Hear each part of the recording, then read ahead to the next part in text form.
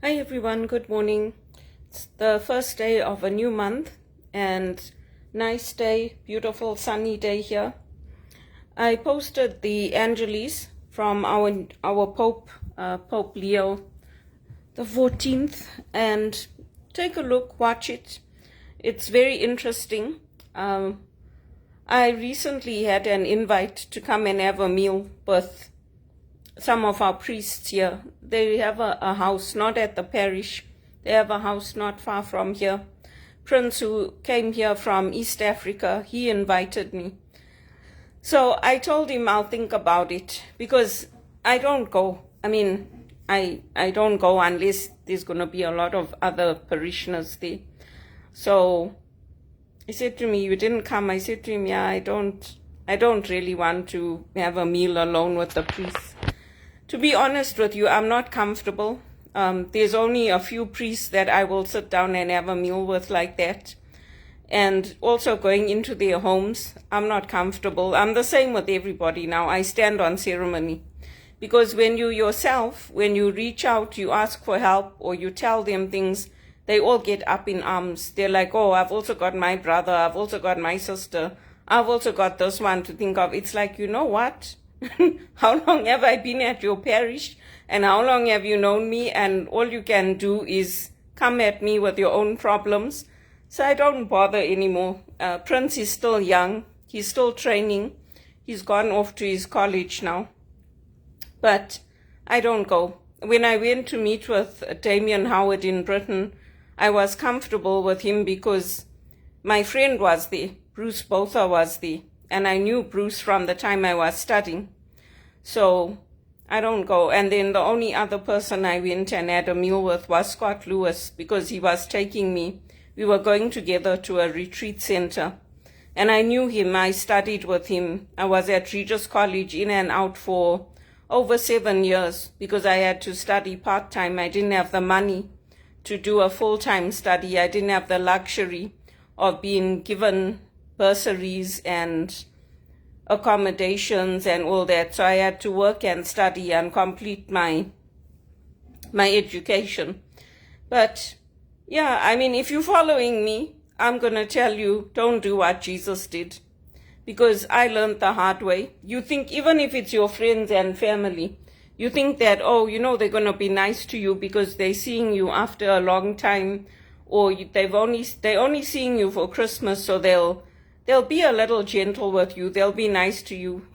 Look at what the Pharisees did to Jesus, especially if you're coming here as an immigrant.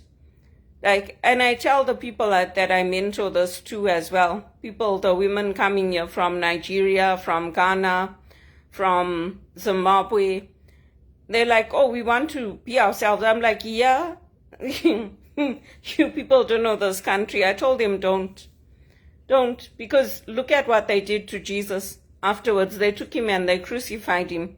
Because yes, he changed the culture, he made things better for people, he helped people. But when their backs are against the wall, when it's their power and they're afraid of losing that power, then they'll turn on you. And they always turn on me. You have to expect it, because this is not our home. At the end of the day, you can become a citizen of this country. They can say you have the same rights and you have the same responsibilities as everyone, but their culture is not our culture. So even if I go into the church, I'm not myself with Father Ray and all these people here. I'm not. Because I learned the hard way. When push came to shove, they all stood by that stupid report saying I was delusional. When they know me, they know I've been in this parish since 2007. So why should I put my life on the line? That's all I can tell you. He's a nice Pope, and his message is nice about do not judge, and, God will judge us, and I agree with that.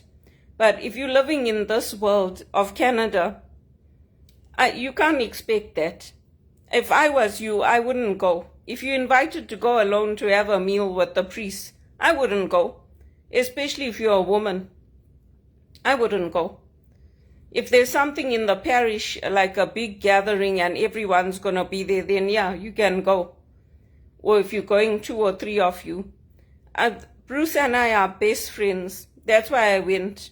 Even when I went home to South Africa, I went out with him. He wanted to pay. I said, no, you don't pay because I'm coming here with Canadian dollars. Next time I come, you can pay for me. But yeah, I don't just go. Even with Damien Howard, I mean, yeah, I liked him, but if Bruce hadn't made those introductions, I wouldn't have gone to him for spiritual direction. It's who you know. It's who you know. And that Pharisee, whoever invited Jesus, who knows whether he invited him to test him or he invited him because he liked him. There were different factions, there were different things going on in Jesus's life, in Jesus's community. And Jesus was like us.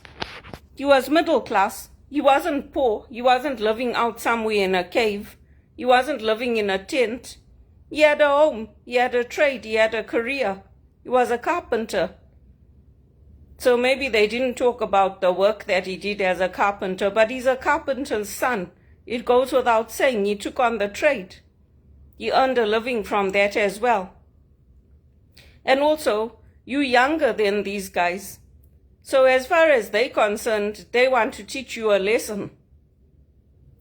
Yeah, that's what they do. They're not like me. They're not like, oh yeah, I want to nurture you. I want you to grow. I want you to, thrive in Canada. I want you to come up. As far as they're concerned, they are the ones who are running the parishes and running the ministries, and they are in the decision-making roles. So you can't come in and bring your ideas or suggest that you want to work with them. They're not interested in us. That's why many people like me are starting our own businesses. We're trying to do something on our own so that we can also get those opportunities to teach, to hold book clubs, to have opportunities to travel. Because so many priests have come to my parish and they've told me, how come they're not using you? How come they're not giving you a position in the church? Why aren't they giving you opportunities to lead the retreats? Because you're so good. I said, don't ask me. You guys are the priests now. You are becoming priests. You're either priests or you're novices, so you take it up. You challenge Pope Leo and Cardinal Collins and all these people and ask them why I'm not getting a position in the church. You ask them and then you come and tell me, because I've done everything right. And if you are a woman coming here from Ghana, Nigeria, all these places, be very careful how you step with these people. And I'm not joking. Including your relatives, your family. They'll take you to the police station just like they took me. Because they, as far as they're concerned, people like them and they have the power. So, and what I'm saying on camera is what I've said to all the people I've mentored. Just do what they tell you in the job. Don't try to impress them. Don't do anything more. Because they don't take it the way we take it in our African culture. They don't like all the bells and whistles. They don't like all our black tie events. We like it. That's what I like. They're like, oh, you think you're better than others. No, we don't. You people can't come up to our standards. That's why.